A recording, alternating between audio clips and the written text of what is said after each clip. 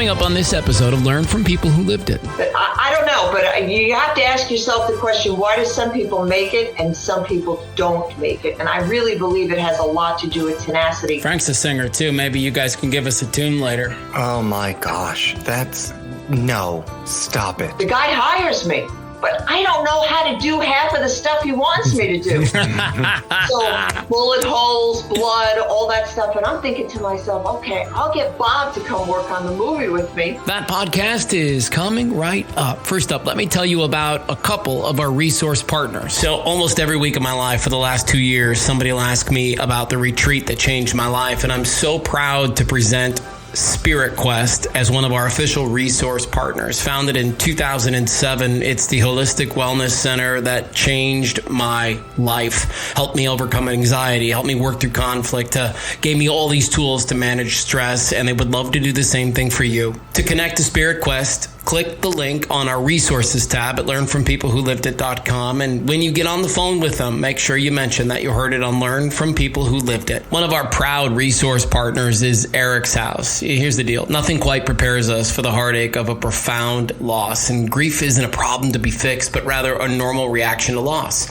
So when somebody you love dies, it might feel like everything you once knew is true has changed.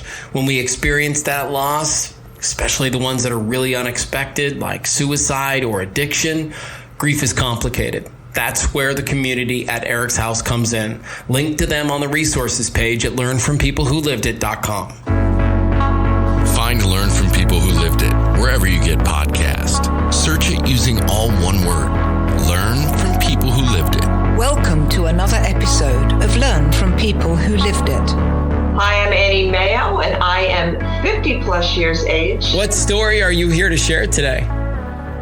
So I'm here to share a story of when you think of something when you're younger, or even if you're my age, and you think, oh, that's completely impossible. I could never do that. And I want you to know that that is possible. You can do anything that you want to do as long as you set your mind to it. There are only boundaries that you set in your own mind for yourself. And don't listen to anybody else when they tell you, oh, that's too hard, or, you can't do that, or you're too old. I want to tell people that none of that stuff is true. This is going to be a good conversation today, Frank. I'm fired up already. Yeah, me too. So here's the final question for you, Annie. As you get ready to unload all this, who do you hope hears this? I really hope everybody hears it. I mean, the entrepreneur, the housewife, it really pertains to everybody on what you can do with your life and how you can really change your thinking, change your life. That's my saying. I wish that more people could just live by that. Do I live by it 100%? Do I fall off the boat sometimes? Yes. But I really try to stay structured in that, because I really believe your thoughts really convey to other people and to yourself what you can do. Yeah, no doubt about it. Well, all right, man, this is going to be a spirited episode. Here we go. Dr. Frank Bavacqua at the bottom of the screen. How's your day going so far, pal? So far, so good. Yeah, till I came along? No, you make everything better. Come on, man. Are you? That's unbelievable. Because I will cry if you mean that. Most of the time, I mean it. Yeah. Ah, look at us. No one's perfect. Annie is our guest today. I learned from people who lived it, and I'm excited to jump in this story. I don't really know where this is going to go, but I have a feeling there's going to be some great nuggets kind of dropped along the way, given everything that you mentioned up front, right? And I'm sure you're going to be filling in the blanks, so to speak, as we jump into this conversation. But let me tell you a little bit about our guest, Annie. Dr. Frank. She's been a makeup artist for more than 20 years. She does a lot of commercials. I'm sure she's done some films along the way. And, all along you had these voices in your ear, whether it was family and friends telling you to get a real job or do something meaningful with your life. And I really resonate with your story because My wife is a very similar story. You know, she wanted to be a hairstylist, and that's what she knew she wanted to do. But her family was like, you're going to school first, and you're going to do that, you know, and ultimately she did, and it worked out, and she's doing hair, and she's living her dream and doing all the things that, you know, you kind of talk about. But there is that thing when you go into the arts. Yeah. Where there's a little bit of, it's mostly people like Dr. Frank Bavacqua who kind of poo-poo on it. And they just have a bad attitude about these types of things. And I wonder if you would speak to that, Dr. Frank Bavacqua. Why is it? This is clearly a record that we have set on this podcast for the fastest that you have thrown me under a bus. I'm so kidding, man. I'm so kidding. Well, I don't know why someone like me would ever do that, but there are lots of people who poo-poo on ideas all the time. And there's a range of reasons.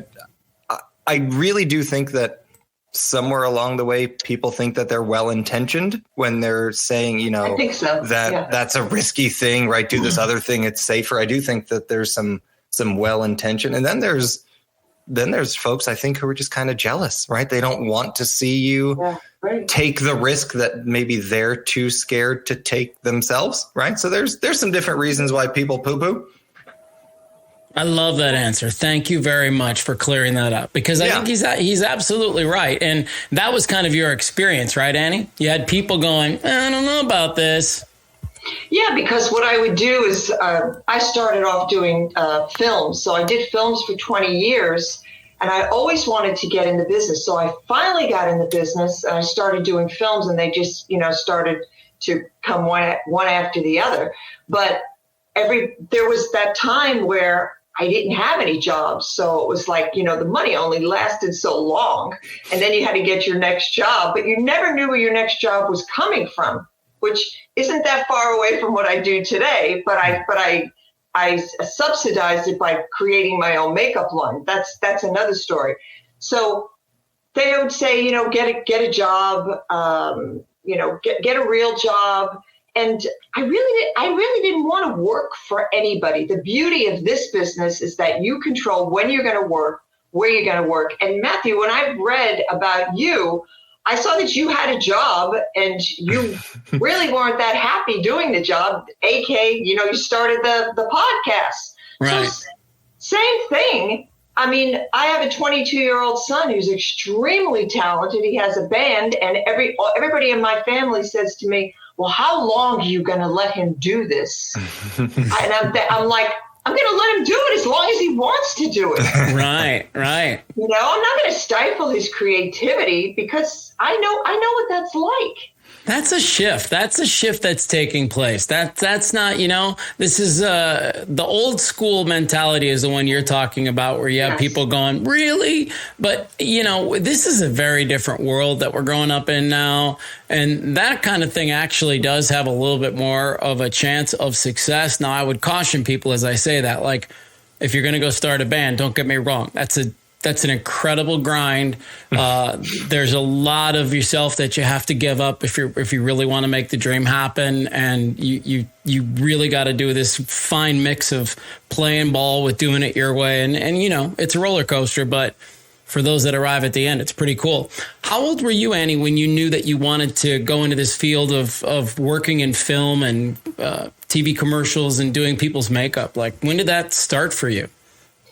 I always, as far back as I can remember, I mean, I literally would watch the Johnny Carson show, and I would say, what would I say if I was on the Johnny Carson show? Like, I would do this role play that I'm on the Johnny Carson show, and what would he ask me and everything. And then, but the real thing was when I watched my mom do her makeup. My mother is absolutely gorgeous, still beautiful to this day. But I would watch her do her makeup, and I would read fashion magazines, and I would just look at the makeup and say, you know what? I can do that. And the first job that I ever went on, I'm in cosmetology school, and because I'm a cosmetician and an esthetician. So I go to school because I'm thinking, okay, I'll get more jobs. I'll learn how to cut hair, really didn't learn that much about makeup in cosmetology school, but I had a teacher, and his name was, I remember his first name. His first name was Bob. I can't remember his last name. This is many years ago. And I said, hey, if I ever go get a movie and get an interview, would you do it with me? Because he worked on movies when he was younger. So he says, yeah, sure. So I go on this interview, and I'm one of these ninja low budget movies. And the guy hires me, but I don't know how to do half of the stuff he wants me to do. So bullet holes, blood, all that stuff. And I'm thinking to myself, okay, I'll get Bob to come work on the movie with me. And so I go back to school and I say, hey, I did this interview and this guy wants to hire us for this movie. Can you do it with me? And he's like, yeah, we'll do it together. So that was my first movie.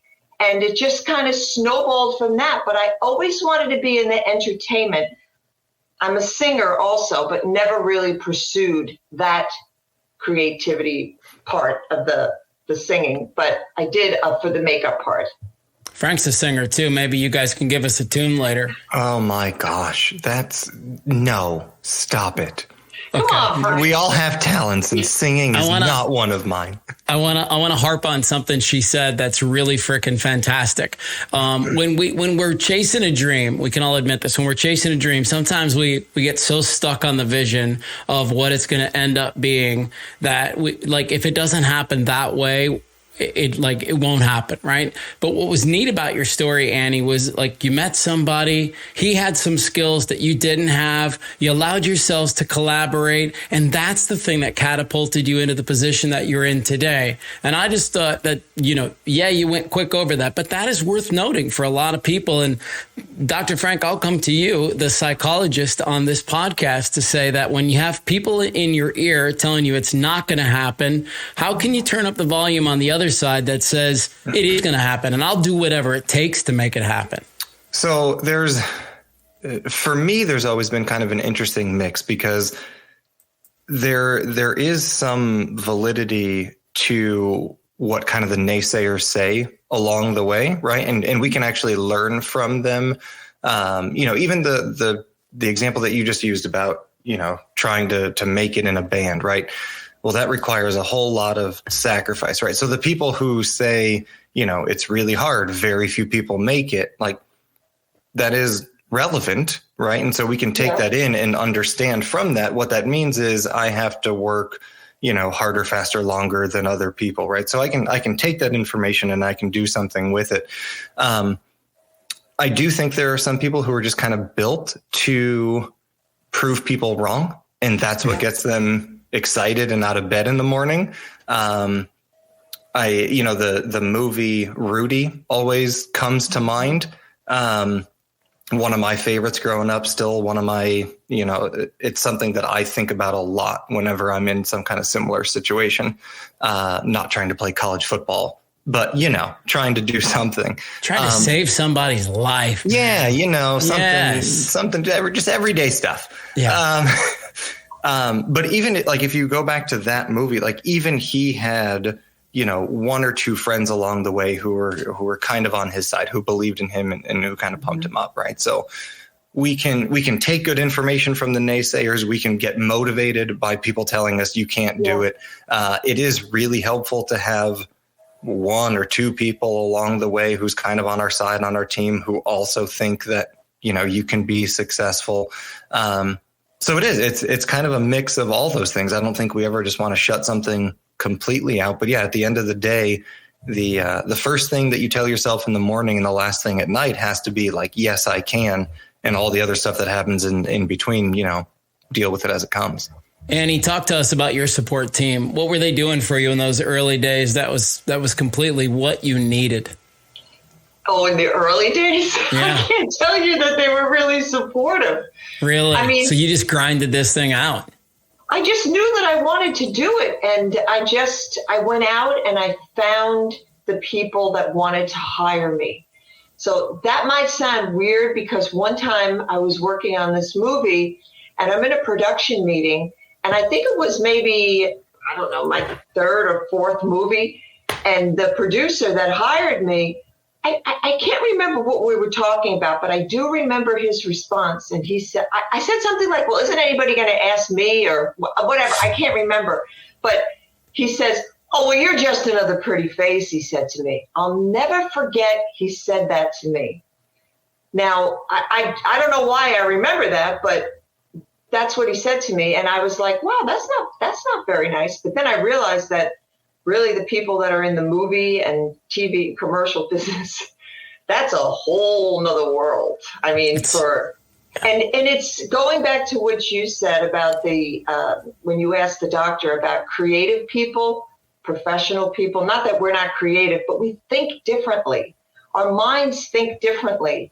A beautician, a makeup artist, a graphic, our minds just think different than a regular person. So I think that allows us the beauty of, if we really put our mind to it, that we can make it.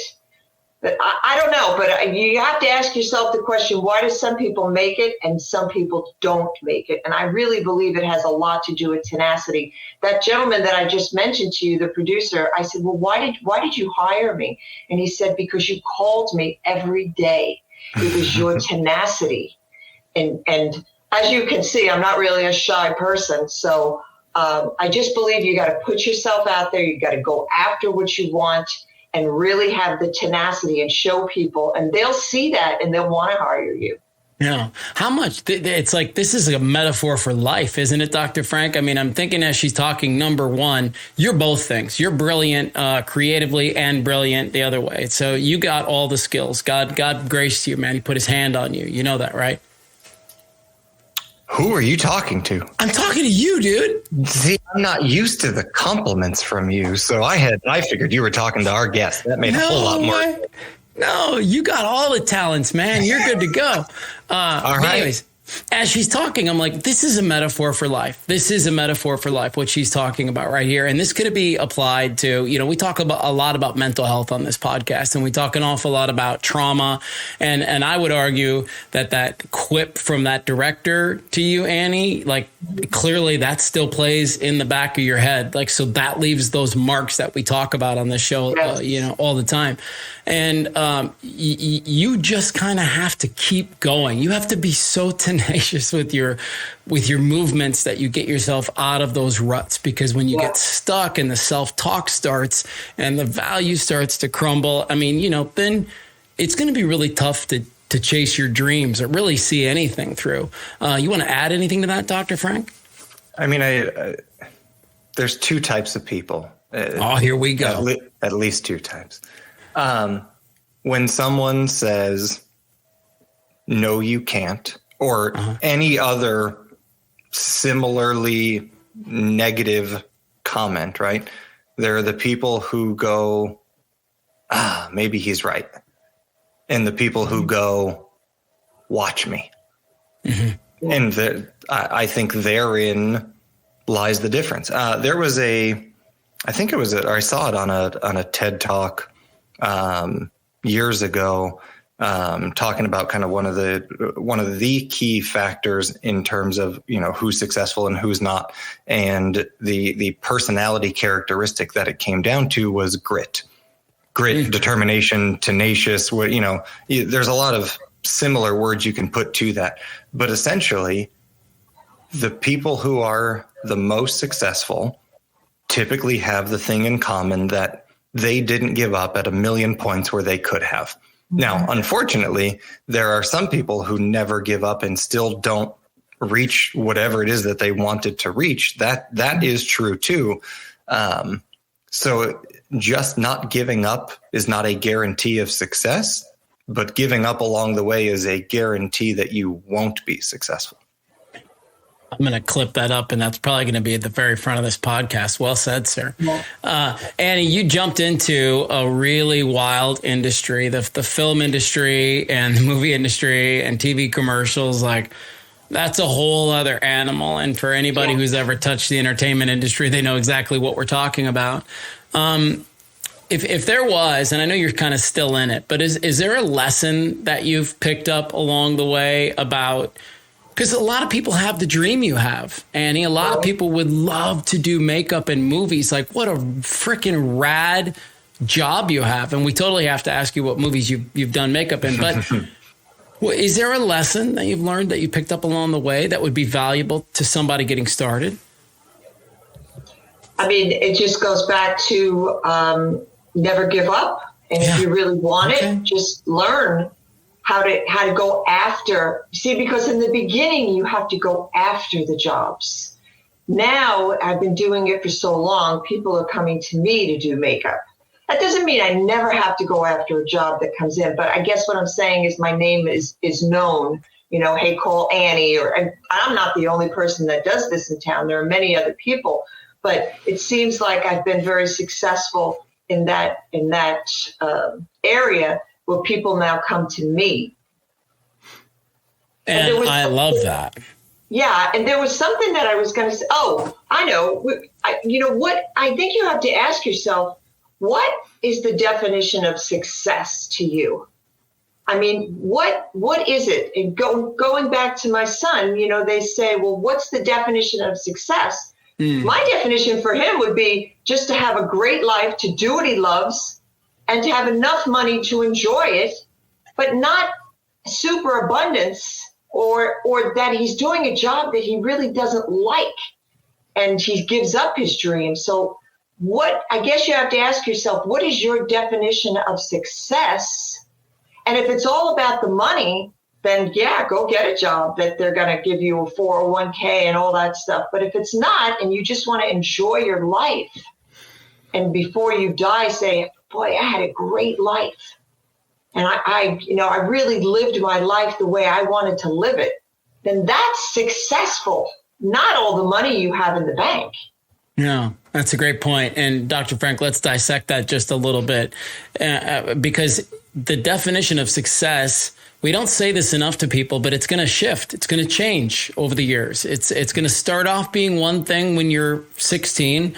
And, it's like when you're 16, like what's the definition of success? I want to get a car and I want to get a girlfriend. All right, cool. Check, right? And then you get late to college and you're like, I want to grab that degree, or I want to graduate and get into a trade school and start shifting into my space, and I want to work for a big company. And then that becomes the focus. And then if you're lucky enough to have children, we all are here, then your version of success is going to shift again, and it's going to continue to do that if you're doing it the right way all the way till you're dead. That's my perspective on it. But Dr. Frank, I'll let you add some value to that. Yeah, I think there's a sort of natural progression that most people go through in terms of at different points in their life, the things that are important to them. I think some people accelerate that. And by what I mean by that is I think some people figure it out earlier, that it's not just about, money and cars and, the MTV, VH1 music video scene type of success, right? Like when you're younger, that's what living the life is. And there are some people who, they go for that. That's fine. But I think most of us, we move on to something else. And I think some people move on faster. Some people move on a little slower. But there are some differences across people still too, right? There are some people who later in life, money is the most important thing. And that's not necessarily a bad thing, right? Maybe they're trying to build generational wealth for their family. Like that's a huge deal. For some people, it's, they really love their job and career. Some people don't necessarily love a job or career, and their goal is to work as little as possible. Sometimes I sneak into that category too, right? Like I love some things that I do. You stole it from me, man. You didn't even give me a chance to shoot my shot there. I mean, Mathew, I was loaded right? and ready, man. Go. I enjoy the things that I do, and I try to only involve myself in the things, that I like doing. You have excellent boundaries. Yes. Yeah. That's why I show up a minute or two late to things sometimes. But I don't know. Like, I can't fill 50 hours a week of work of things that I enjoy doing every single one of those 50 hours, right? Right. I can fill 20 pretty good with some things that I really like doing, but probably not 50, right? And so my goal of success is can I attain a certain financial level while only doing the things that I like doing and not having to do too much of it, right? And that's kind of what my montage of success has started to look like for me. It looks different for different people. Yeah.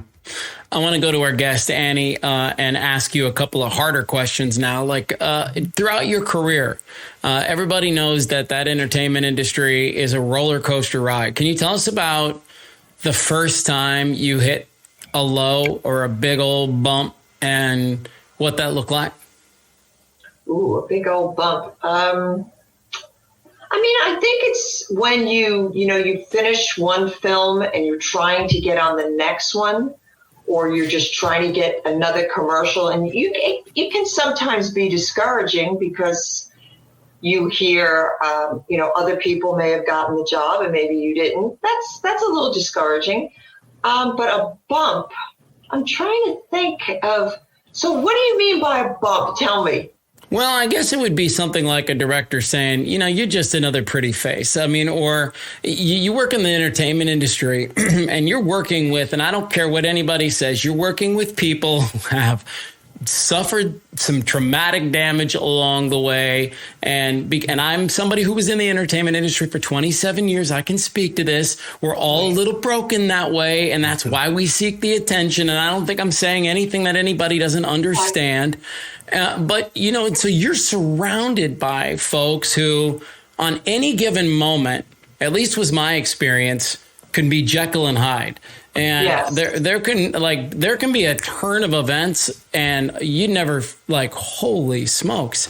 So did you ever have to deal with any really difficult people, any challenging bosses, any challenging actors who really tested you? That's a bump.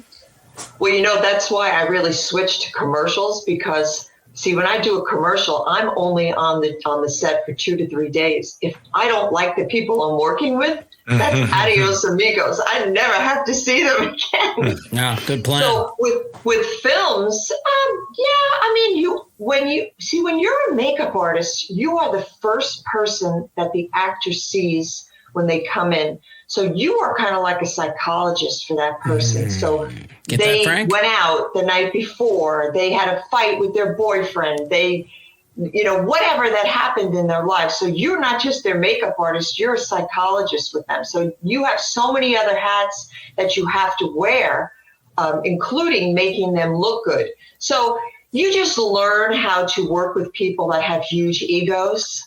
And you just, you have to learn when to sit back and when to say something. So you just have to learn. That's part of the business on how you learn.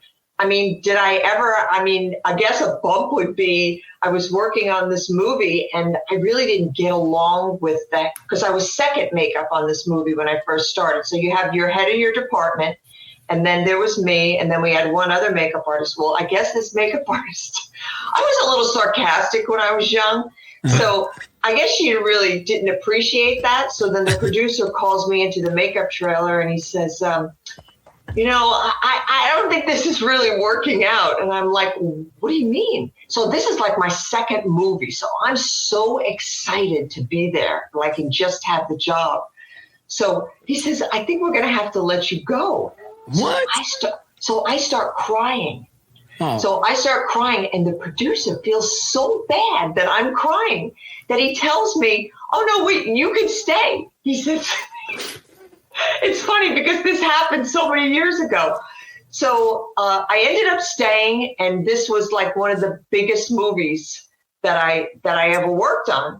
So I guess you would call that a bump, but I navigated my way around it.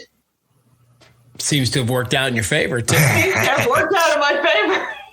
Yeah, that's it. Well, there's something to be said for what what keeps happening to you. Like you seemingly have some wins that you've put together. That's the reason you're here to have this conversation about why some people make it and why some people don't. And you're clearly in your lane. You're clearly in your path. You're clearly doing the thing that the Japanese refer to as the ikigai, right? Where all three things come together and it's amazing. I did want to open it up an opportunity for Frank to announce his new makeup business, seeming like you're the psychologist, Frank. So maybe you could start doing makeup too. Yes. And you could double charge. Yes. Yes. My new slogan is, we will change you from the inside out. Ooh. Okay. What do you think? Maybe a partnership with Annie, and they're just in the chair. They're talking to you, Frank. They're working out their life story. Annie's over there making them put bullet holes in their chins and cheeks and, you know, all the cool shit she knows how to do. I think that's incredible. I still don't do the special effects that good, just a little bit, but I did get through that one movie. Yeah, you did. All right, let's talk about something that you are going to be able to help us understand. And this is, to me, like, I just turned 50 this past week. And to me, the best part about getting older is the knowledge that I've accumulated along the way. And so since you've been in your career for 20 plus years, we have an opportunity to learn from people who lived it. Thus the name of our podcast. And so, have you always had the same operating system from the time you were a teenager or a 20-year-old as you did in your 30s, as you did in your 40s, as now you do in your 50s? Or if not, what has shifted for you and what have you come to understand? Are there things that you used to make a big deal about that you don't make a big deal about anymore? Yes. Some of that stuff, right? Some of that don't sweat the small stuff kind of conversation. What have you learned along the way that's worth hanging on to and what's not? Just be good at what you do, show up on time, and be calm. Because I always say we're not curing cancer. We're doing somebody's makeup and we're making it commercial. So it's just being comfortable with yourself and not being afraid to speak up. Because I think when I was younger, I was like, I can't talk to the director. It's like, you're afraid of them. Now I'll walk up to the director and ask them questions or whatever. But I think it's just being comfortable in what you're doing and knowing that you're good enough that somebody can't really, there's nothing you can't throw at me on a set that I can't improvise, because I've been pretty much in every situation. So if I take that, what I've learned from the set, and I apply it toward life and just living, it's the same thing. It's just you're not on the movie set. So what can you throw at me that I can't say, okay, here's what I need to do. How do I solve the problem?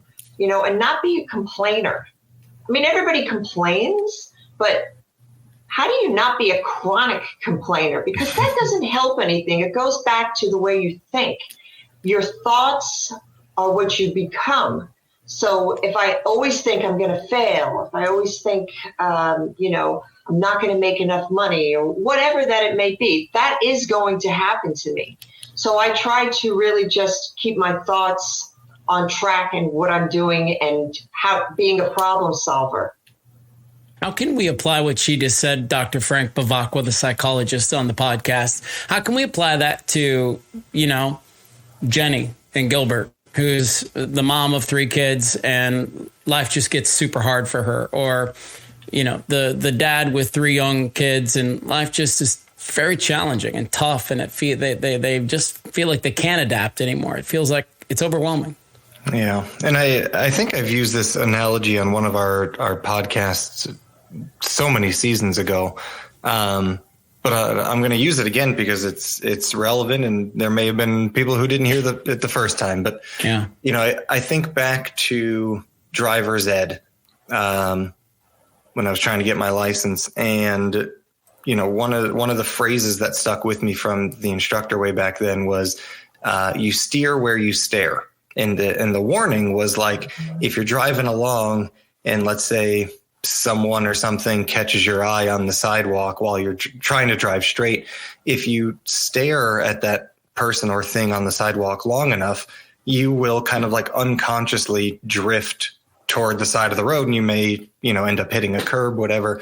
So essentially, like, look where you're going, right? Like, let's not be distracted by things on the side. But I've used that phrase so much because our thoughts are kind of that roadmap for what we're looking out for, right? And you steer where you stare, meaning the things I tell myself are the things that I'm going to look for in terms of, confirmation out in that world, right?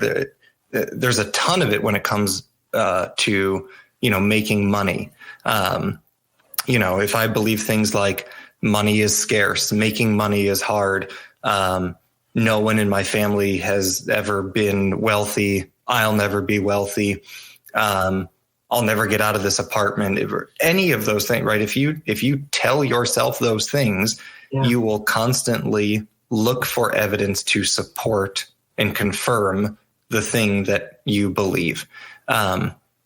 Which is why the thing that you tell yourself is so important, because you will look for evidence to confirm whatever it is that you believe. And that's why, like, repeating those mantras in the mirror of like, I will be successful, or I am beautiful, or whatever those things that feel really, really awkward and awful and hard when you say it the first time because you don't believe it. But literally, if you do those things every day for 6 months, you'll trick yourself into believing it, and then you'll find the evidence to actually support it, and then it will become true. Like, all of that crap, as foo-foo as it sounds, like, it literally works.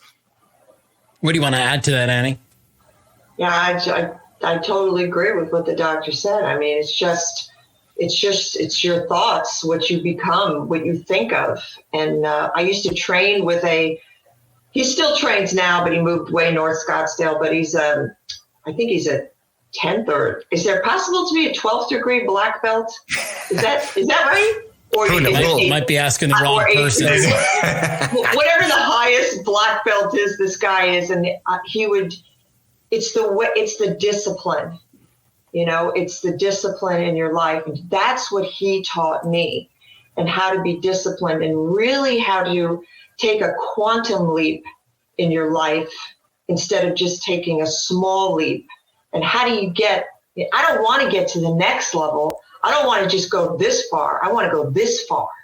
So how do I do that? And I think I do that with my thoughts, and then with my work ethic, and the people that surround me, and having just positive people around you.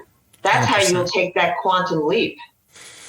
To me, that's one of the biggest ingredients of a limited belief system. And Dr. Frank, I'm going to ask you to talk a little bit deeper about what you just were kind of addressing, because there are folks who are in a situation and they think, I'm never going to get out of it. It's never going to shift. It's never going to change.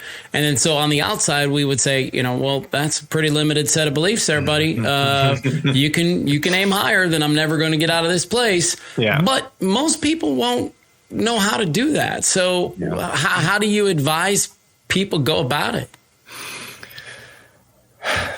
Yeah, I should have asked you I should have given you time to prepare for this. Sorry. It's not so much, but like the immediate thought that I had when you asked that question is, it's not a simple answer, right? And maybe it is kind of a simple answer, but it's not a short answer. And the answer is not short because the process isn't short, right? Yes. It's not this thing that you snap your fingers and it happens overnight, no matter what.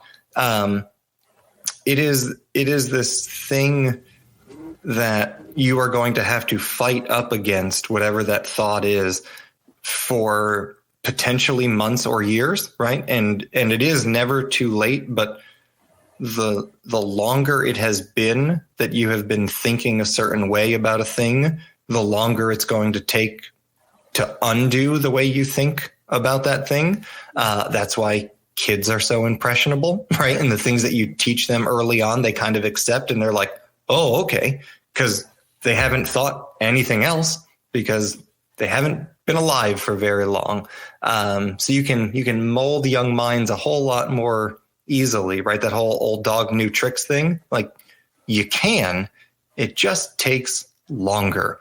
And that's what I said. The answer is not short because the process is not short, but it's pretty straightforward. Like whatever that barrier is, whether it's a thought barrier or an actual barrier, like you have to fight up against it over and over and over and over again. And you will get beaten back, and most people will quit before they kind of break all the way through. So good. A lot of the stuff we've been talking about is something that was verbally discussed on this other podcast I have called the I Needed That podcast. And we had this woman on named Nicole Vignola, who's a neuroscientist. And here, I'm just going to play this like a 6-second clip, but it really kind of sums up what we've been saying. Listen. So if you say to yourself things like, I'm not worthy, I'm this and that, your brain's going to find ways to prove that statement to be true. See that? So that's what we're talking about. And she's giving us that, that scientific answer of if you say it, your brain's going to look for the ways that it's true. So to Dr. Frank's point, like if you're going to wake up every day and say, I'm never going to get rich, I'm never going to get out of this house, I'm never going to get out of this relationship, all day long, your brain's going to prove you right. And conversely, if you say, I'm going to be on movies, I'm going to work on commercials, I'm going to go ahead and do whatever it takes to get to where I want to go, Annie is proof that that is what will happen to you. And so it really does start with that belief system. But boy, you're right, Frank, man, it's a freaking juggernaut to unwrap that thing, especially if you've been swimming in your shit for a long time, right? Like it's so hard to get unstuck. Well, think about we'll use men specifically because the stereotype is really easy for most of us to laugh at. But what's I'm the laughing hardest already? Yeah. Like what is the hardest thing one of the hardest things for a guy to do? Like admit that he was wrong, right? Yes. Yeah. We could probably say there are some women who struggle with the same thing. Well, either way, right? Admitting you are wrong is hard. And so that's just kind of how our brain operates. Our brain doesn't want to be wrong. So again, if we're thinking a certain thing, our brain wants to be right. It wants us to be right. And so we're going to look for things that prove us right, which is why it's so hard to change our mind about things. How about that? All right. Well, as we kind of wind down this podcast, I turn to you one last time, Andy, to say, grace us with your knowledge. Is there anything you've left on the table that you were hoping to share with our audience that hasn't come up that you were like, yes, I want to make sure I say this? Well, I'll talk about my second venture. I was in addition to being a makeup artist, about 12 years ago, I quit with another job that I had, that I was a sales representative making over 6 figures. So when I quit, there was nothing coming in. So my husband says to me, well, why don't you go and start your own line of cosmetics? You know how to do it. And I was like, oh my God, I can't, I can't do that. I don't know how to do it. But then I thought about it and I thought, what? I think I can do this. So he says, I'm going to give you X amount of money, and I want you to go out and start your own line. So I did it. That was my second venture because I believed that I could do it. So now 12 years later, I have my own line, shameless plug, Advanced Mineral Makeup. And there it is. So I did that too. Now, have there been times that I thought to myself, hey, this isn't working out, or where are the sales, or what? Of course. Everything, I think the tidbit that I want people to take away is that even if you do all of these things that we talked about, your life isn't always going to be hunky-dory. I mean, there's always going to be things that come up. It's the way that you handle those things and the way that you talk to people and the way that you use your, that you're always graceful and you're nice and you're not yelling. I think there's always way to convey points where you don't need to degrade or yell at people. I think it's the way that you handle it. And that's the same thing applies to life. It's all the way you handle the things that are thrown at you that are going to make you a better person and make you grow. I feel like I'm sitting in one of Frank's chairs. I feel like that's something a psychologist would utter, right, bud? Maybe I missed my calling. I don't know. Right. You've done it without the school. Yeah, she saved years. No, she's so right.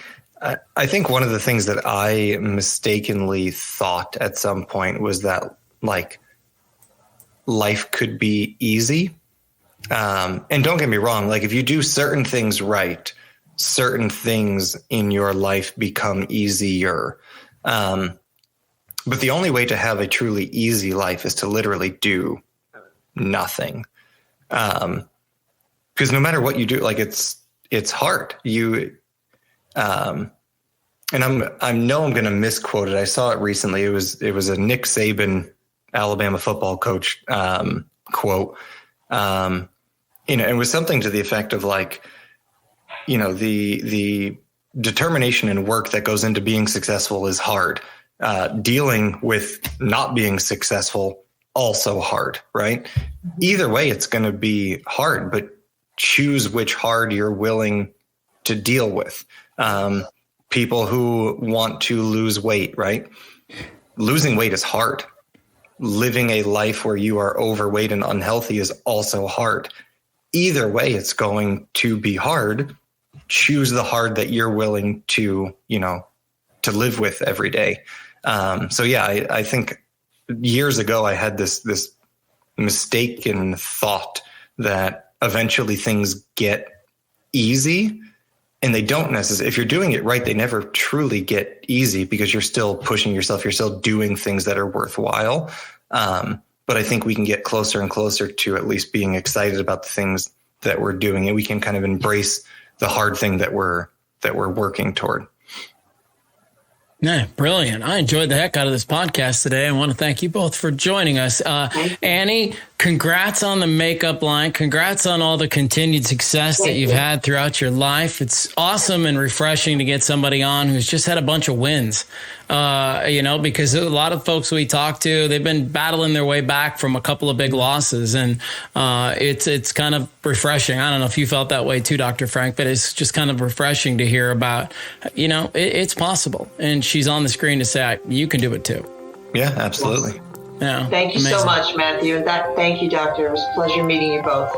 You bet. Thank you, Annie, for being on Learn from People Who Lived It. Dr. Frank Bavacqua, you have a good day, bud. You too.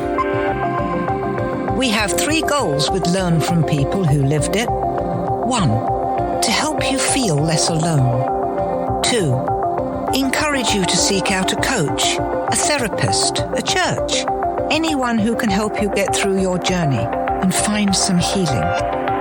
3, when you're ready, share your story with us. Find Learn from People Who Lived It wherever you get podcasts. Search it using all one word. Learn from People Who Lived It.